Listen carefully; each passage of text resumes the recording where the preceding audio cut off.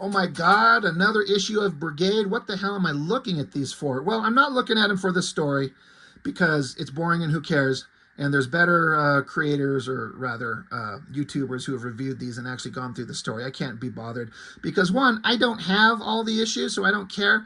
But I'm just kind of more interested in what is the art looking like, and can we see growth in the artist, and can we see potential superstar in the making? Maybe, because these artists, a lot of them that started out, especially at Extreme Studios, most of them were just terrible when they started, but some of them, many of them became really, really good artists with long careers. And so I'm kind of curious. So this is Brigade. I think there was the Brigade miniseries, and then it started over with Brigade regular series. And this is issue 6, as far as I kind of follow my timeline correctly. Let me look at the year. Yeah, December of 93. So this is Marat Michaels drawing it very early on in his career. And I have to give him credit. Those first Brigade issues, the miniseries, they were awful. They were just the worst. Just absolutely fucking atrocious. And this work here, he's getting better. Like, there's a distinct and obvious, like, growth in his work. It's still looking very much like cliche Image Comics art because the design of the characters, the nature of the books, what we're looking at. There's been going to be just a bunch of dudes standing around flexing with a lot of inking and rendering, and but all that aside, like, I kind of don't mind this cover. I think this shot of whatever the fuck this guy's name is, I like kind of the upper body muscles. Ice douchebag monster here, he looks kind of cool there, and stupid Battlestone here, it looks pretty good. You got Art T-Bear on the inks on the cover, and I think T-Bear helps a lot. I kind of forget what a good inker he is. I was kind of mistakenly assuming that, like, on the X Factor run that Wills Portasio did, my favorite Portasio stuff, for some reason, I just kind of thought that that was Scott Williams. But no, Scott Williams was inking Jim Lee, and there's only so much that man can do. Although it seemed like he was inking literally everybody in the first year of Image Comics from over at Wildstorm. But anyway, but Art T-Bear was inking Portasio on most of those X Factor issues, and it looked really, really good. So I gotta throw credit to him for his inks. But on the inside, it's Marat Michaels pencils and Norm Ratman on inks. And Norm Ratman is a great inker. He's really good. He deserves all the credit in the world. I don't know who fucking Ripley is. I feel like I've asked that before and someone has explained it to me. Is it just fucking Liefeld? Somebody tell me. But I am not going to talk to you about the story beyond the very most basics. I didn't read this. I don't care. I don't know what came before. I don't care. There's nothing interesting here, but I'm just kind of like, what is the art looking like? And again, going back and looking at the original miniseries that Marat drew for Brigade, this is still not brilliant work by any stretch, but it's getting better. Like, his figure work, the kind of shadows and everything, and his layouts and his composition, he's kind of got a little bit of an eye for putting the characters on a page in a way that can be kind of interesting compared to some of the other newer guys who don't know how to do it. And credit where credit's due, Liefeld, for all his kind of failings at this era especially, he had an eye for big dynamic composition page layouts. So maybe Marat's learning from him because they've been homies working together for years. Marat was like ghosting art on X-Force. So it's kind of fine. Like, it's not brilliant, but it's not horrible. I don't know why the fuck no one draws fingernails. He's not wearing gloves. Where are the fingernails? It's a minor issue that no one gives a shit about. So they're on their way down. They call him Roman, which is just Namor backwards. So he's just Namor. They're floating down to the bottom of the ocean. And I had to stare at this and go, what is this weird little device they found? I'm like, oh my God, that's supposed to be a fucking underwater city. They call it Newport. Let's just call it Atlantis or whatever the fuck. Credit again to Marat.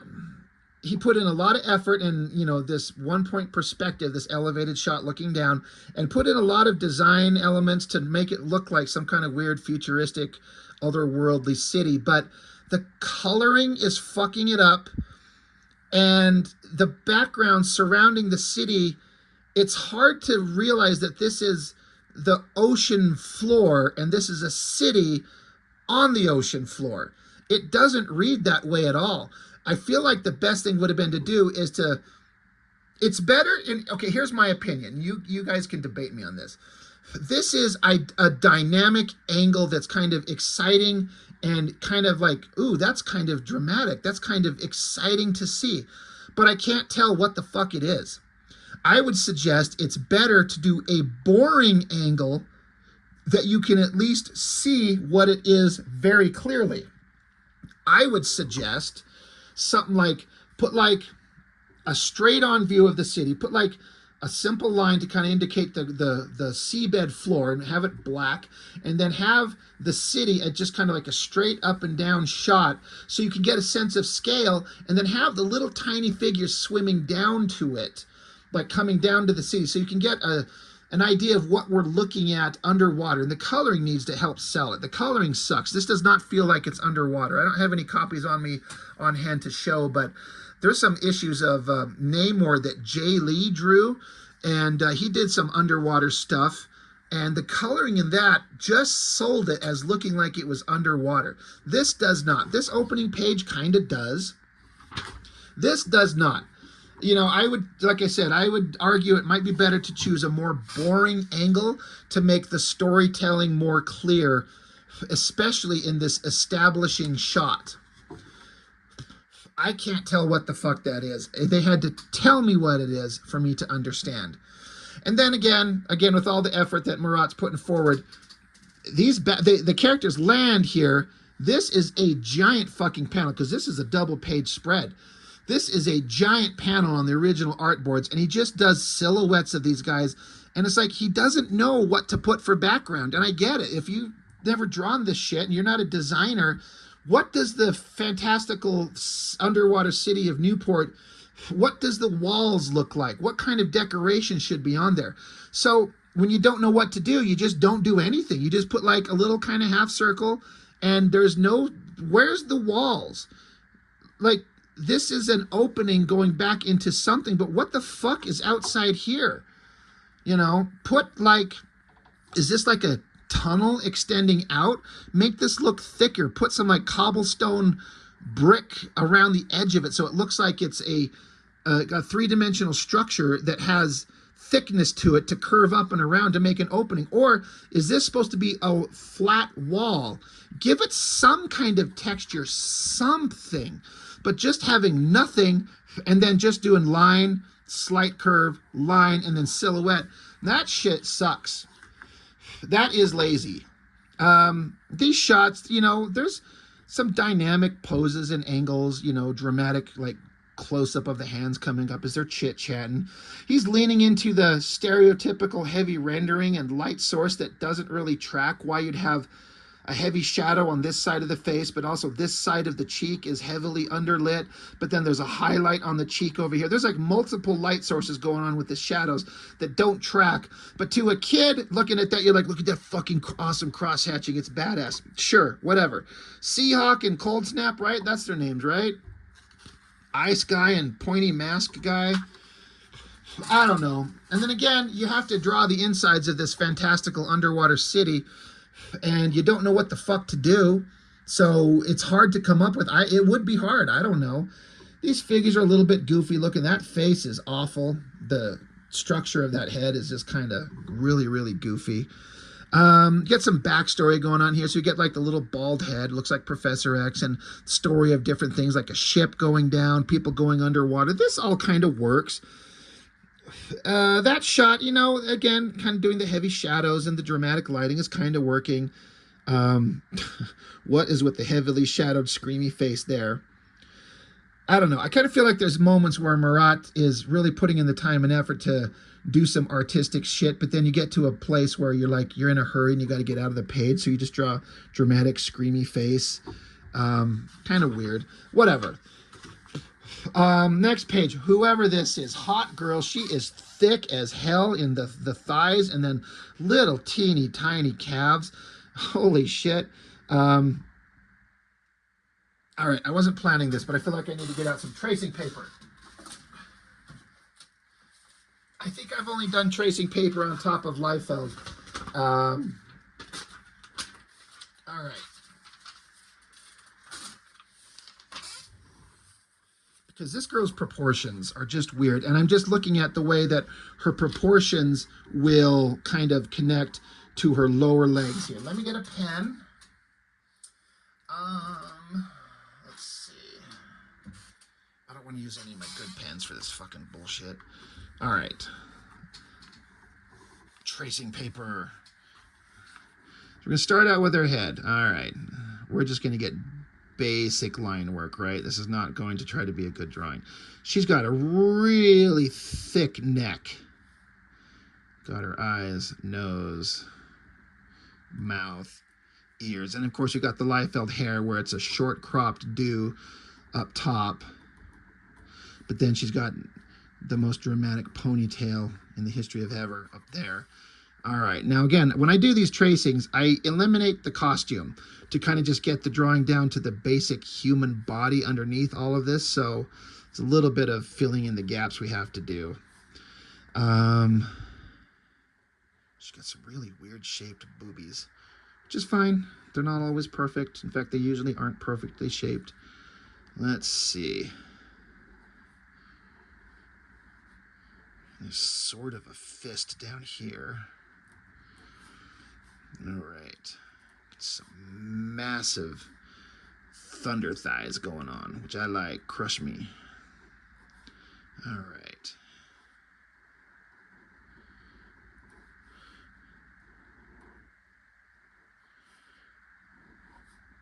All right. Legs.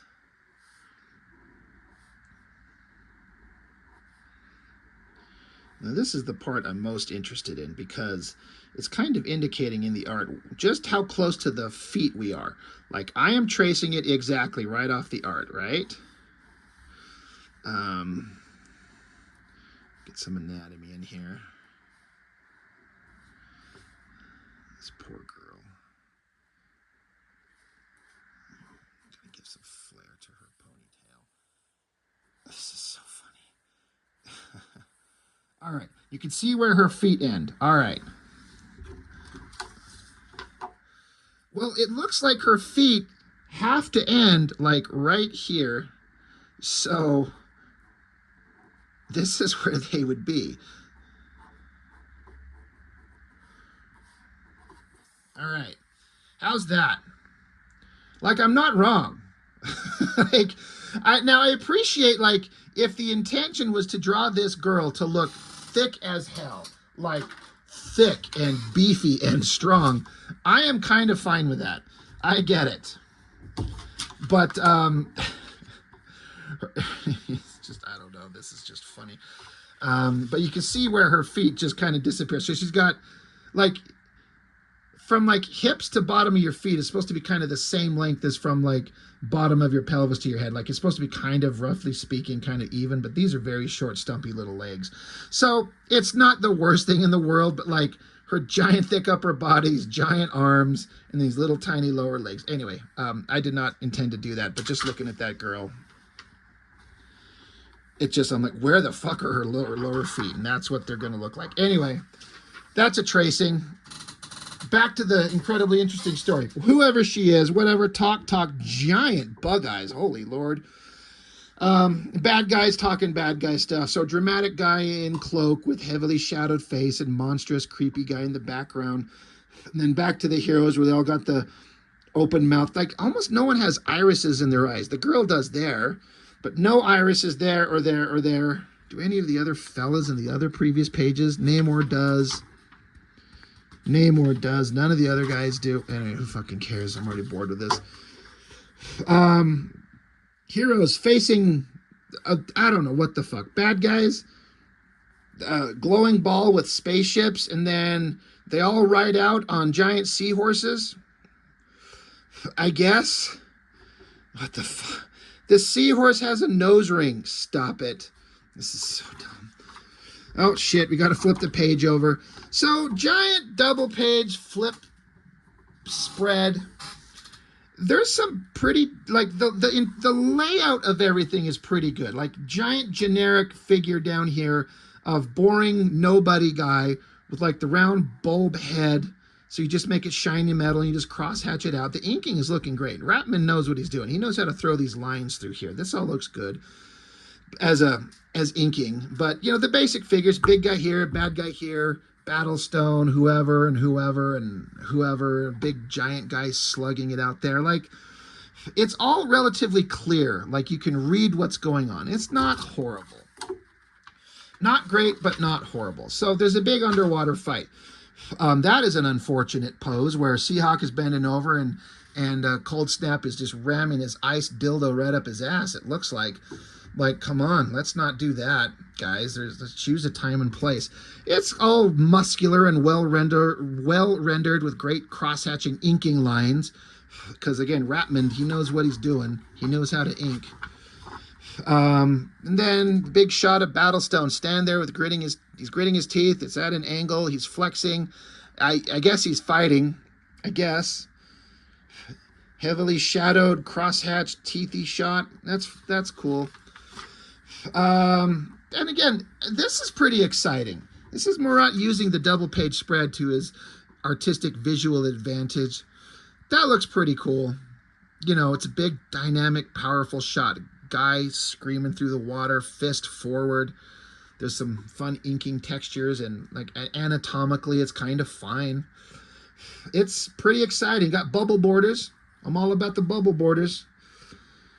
You know, murderous cretin as you truly so bold as to come here without pause nor fear for my wrath? Thanks, Namor. No, I got to read all his dialogue.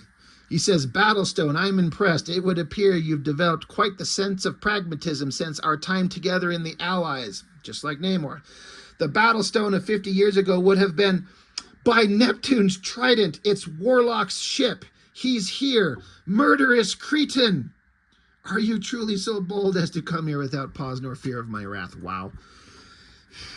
That is some dialogue. Whatever. The story just keeps going. There's some storytelling going on here with little cloaked guy giving exposition dump to Battlestone. I guess we're supposed to be interested. Again, another opportunity for Marat to use the double page spread to his visual advantage. It's big and it's kind of exciting. Some of the newer artists can't pull this off. Again, I'm not saying it's brilliant. It's not genius, but it's not bad. If you're going to do something like this, it's big and exciting and in your face. Weird side shot of the face, cloak opening up, flaming ghost spirit pushing his hand through Battlestone, the way he's arced back. That angle on the head, that's hard to do, but he kind of got it. Rendering all the big, thick muscles. Like, it's not horrible. Not brilliant, but not horrible. Who does the coloring? Was it Paul Mounts? Yeah. Paul Mounts color, then color separations are in color, whoever that is. Coloring is kind of fine. It's pretty vibrant. Whatever, it's fine. And then there's an explosion and Battlestone's just sitting there flexing. And I sat here staring at this going, what the fuck is this right here? There's his face. He's got these big metallic shoulder pads. His hand is up on this rock. This is his chest, his body, his legs, his shoulder, and then this glowing hand of his with energy. But what is this like? And I'm like, what is going on? Like, let me bring it up closer so you can see that weird inking texture. And I'm like, okay, so this is supposed to be his other shoulder pad, and it's been cracked over his shoulder. So I guess Marat was trying to do, like, energy power up on his hand. So he's trying to indicate a light source from the hand, which is why there's all these little tick marks showing that. But it's completely opposite of the shiny metallic rendering way that they've been doing these shoulder pads elsewhere. It doesn't work. It literally made me stop and go, what is this weird dead space? It doesn't work. There needs to be the same kind of like weird chunky shiny sheen going on. Doesn't work. But Battlestone, he's flexing. He's got the single glowing cable eye for some fucking reason. Glowing hand, whatever. Next issue, the cataclysmic conclusion of the Newport saga. Be here in 1 month for deep cover. Absolutely not. Unless I happen to find the book for somewhere that I have, but I'm pretty sure I don't. Letters, pages, and then this one, I had to flip to the back of it to see who it is. So it's a Hacker's Tale Part 2, brought to you by Eric Stevenson, writer, Marat Michaels as co-plot and layouts, and Anthony Wynn, penciler. So Anthony Wynn, I've talked about him, how I kind of want to see more of his work because he has kind of a Silvestri vibe. And this is some of his earliest stuff as far as I know. And he's got something.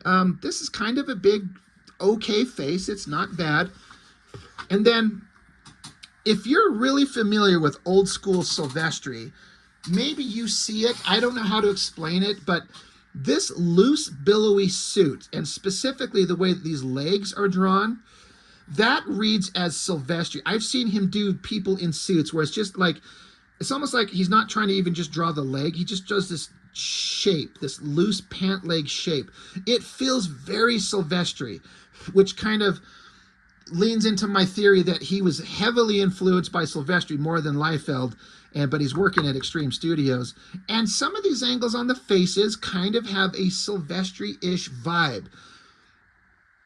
So to his credit, like, this is a boring fucking page to have to draw. It's a guy tied up and he's getting interviewed or interrogated by guy in suit. So it's guy in chair versus guy in suit. It's not fun, so you have to find a way to make it visually interesting with dynamic angles and heavy shadows and rendering and body language and storytelling. And super young Anthony Wynn, it looks like he's trying to do something, but it's not exciting. And then it ends with hot girl somewhere going through some files and close up on her face, and then the end. It's fine, but I feel like there's a burgeoning really good artist in that Anthony Wynn. I want to find more of his stuff. But anyway, fucking issue 6 of Brigade. Kind of fine artistically. It's not a train wreck like so many of the other things could be and have been. It's not brilliant, but it's not bad. It's kind of okay. And that's the best I can give Marat at this era. The best I can say, and I mean this wholeheartedly, is he was awful when he started not too long ago. But he's getting better by leaps and bounds, issue by issue. This is issue 6 of the regular series. So if Marat's been drawing all of these, he did 4 issues of regular Brigade, and now he's on issue 6 so 4 issues of miniseries Brigade, and then 6 issues of regular series Brigade. So that's 10 books. This is far and away, way, way better than the stuff he was doing in the original Brigade miniseries. That stuff was awful. It was just atrocious. This is kind of cool. Like, he's growing, so credit. You know, it's not bad. That's all I've got for now. That's all I've got to say. It's not much, but whatever. Thank you for joining me. I really appreciate it. I will see you next time.